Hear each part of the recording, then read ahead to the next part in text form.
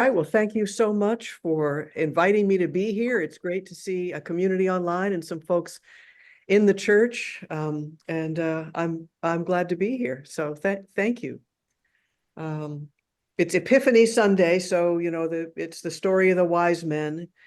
Scripture is so full of archetypes, of these symbolic images that recur in mythologies throughout time and across different cultures through the ages.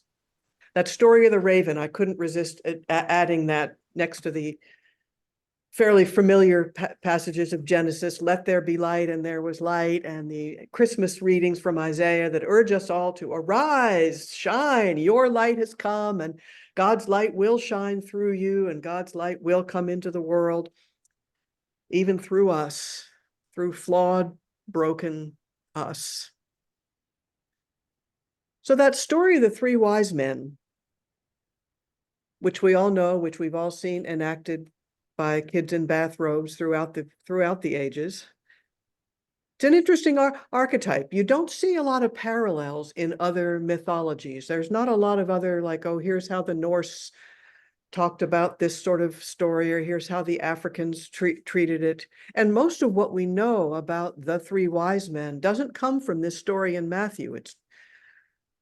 If you look into it, it's quite the internet rat hole to figure out how we came to know this story of the three wise men and all of the details. And Matthew doesn't even say there were three of them. How did that come about? And they have names, and all of this came a whole lot later.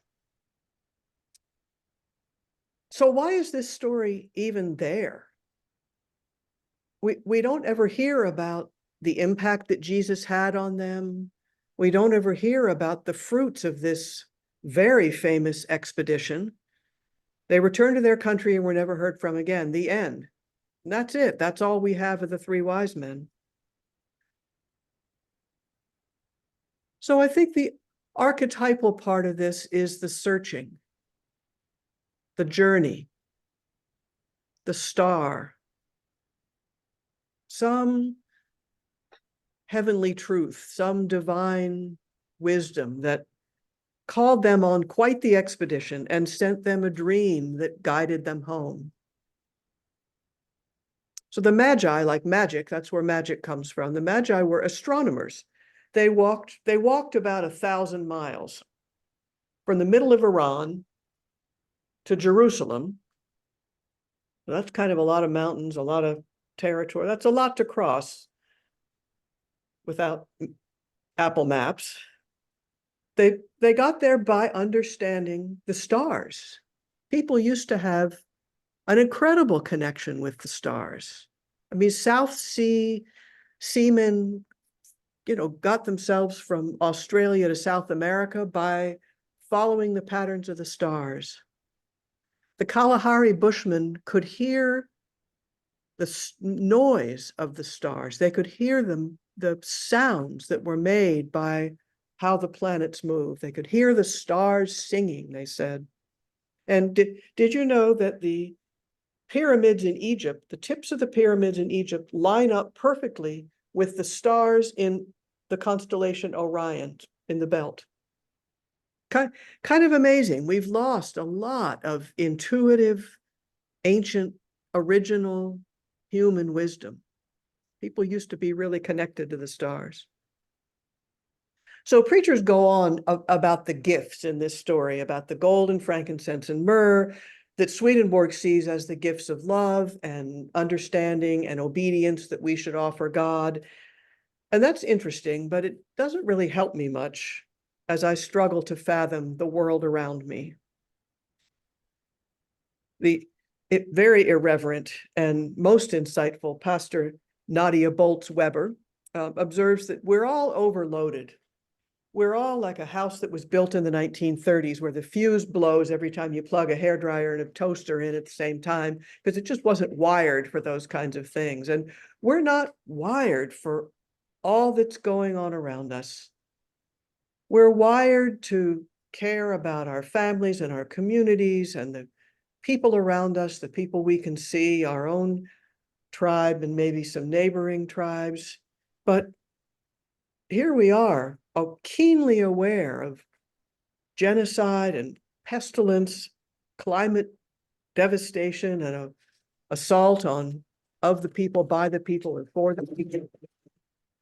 And we're all desperately struggling to find God in this rubble. I don't know if you ever feel spiritually like you're out on a cold Persian desert in the middle of the night with a bunch of crabby camels trying to find your way to something that you don't even know, but I feel like that a lot. So somehow the star in this story was what spoke to me. Think about the stars. Now, I live in the other Washington, where stars are something of an act of faith because we've got a lot of cloud cover. And you may live somewhere where you can see the Milky Way all the time, or you may live near street lights, or I see at least two other people here who live in the other Washington where, we hear, oh, you're going to be able to see the northern lights. It's like, no, not here. It's cloudy. But I'm betting you have some memories of seeing the stars. Like nights that you were out that you saw stars like you'd never seen them before. I remember sailing from Athens to Crete and the stars in the middle of a dark Mediterranean night. Nobody had ever told me there were stars like that before. Or camping in the Sierras, where it just looks like you can just pick a big fat diamond out of the sky. Or standing above the Arctic Circle, and the northern lights were cool, but I mean, you are just like in the middle of the Milky Way. Just think about those times when the stars just knocked you breathless. And when I really need perspective, nothing does it for me like those pictures from the James Webb Telescope. I want those dazzling pictures all around me when I'm dying. We are hurtling through space 584 million miles in a year in a solar system that's one of almost 4,000 other solar systems in the Milky Way, which is one of roughly 2 trillion other galaxies. Seeing light that takes, roughly 30 million years or so to get here at the speed of light, you can't even fathom it. This whole human experience thing, it's so much bigger than anything that ever happens. I mean, it's so much bigger even than Jesus. We can't even begin to wrap our minds, let alone our spirits and souls, around the whole thing. And once we try to explain this holy awe, once we try to explain it or figure it out, it just all crumbles into something that's way too small, way too limited, way too short-sighted. So to me, the story of the Magi is a reminder to look up. Look up. The wise and wise-cracking spiritual writer Anne Lamott says, look up. Looking up gives us freedom and causes the shadows to just fall down our backs. And I don't know if you've noticed at O'Hare Airport, you're on the people mover and there's these, rainbow lights coming at you and you're sort of gliding along and there's this music and these rainbow lights. And then this voice says, the moving walkway is now ending. Please look up. My God, how profound, right there in the middle of O'Hare. The moving walkway is now ending. Please look up. Oh, that gets my attention. So we look up. And this exploded perspective is somehow comforting amid this onslaught of reminders of the wounds in our world. Jewish wisdom has a concept called tikkun olam, or Islah in the Islamic tradition. It's our moral imperative to be part of the healing of the world. And both Talmud and the Quran teach that if you save one bit of life, if you heal one little aspect of life, you have healed all of humanity. You have healed all of life. So how does staring up at the stars with my mouth hanging open contribute to tikkun olam? Well, this might be where the faith part comes in. The not knowing, the bewilderment on this journey of just trying to be a compassionate, wise, useful human being. How trusting that some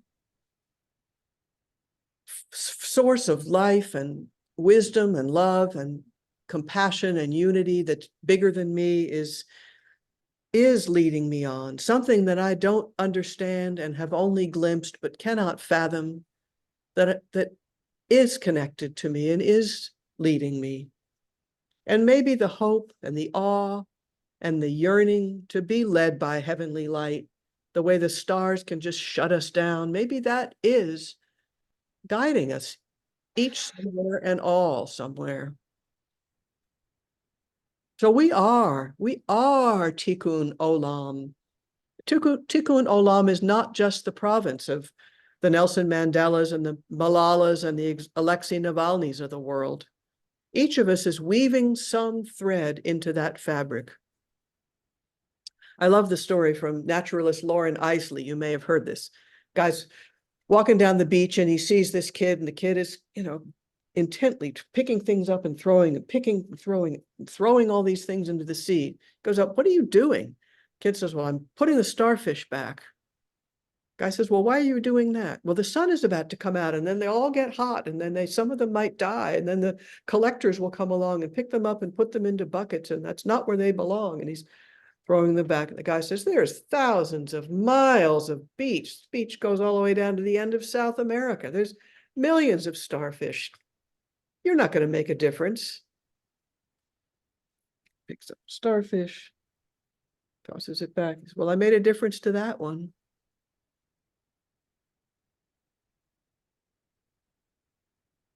So let's help each other remember our star, our vague, strange, distant, guiding light. Let's help each other remember that it's there, even when it's cloudy or all the street lights are on or you can't get out. Let awe and wonder create a humble space within us, within our broken hearts, where the path to Tikkun Olam can become clearer step by step. And let us each honor the other's gifts because they are different from ours. So I close with this wonderful blessing from Jan Richardson's painted prayer book, a blessing for those who have far to travel.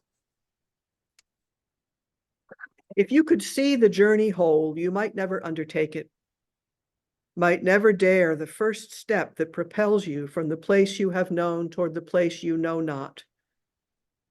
Call it one of the mercies of the road that we only see it by pages.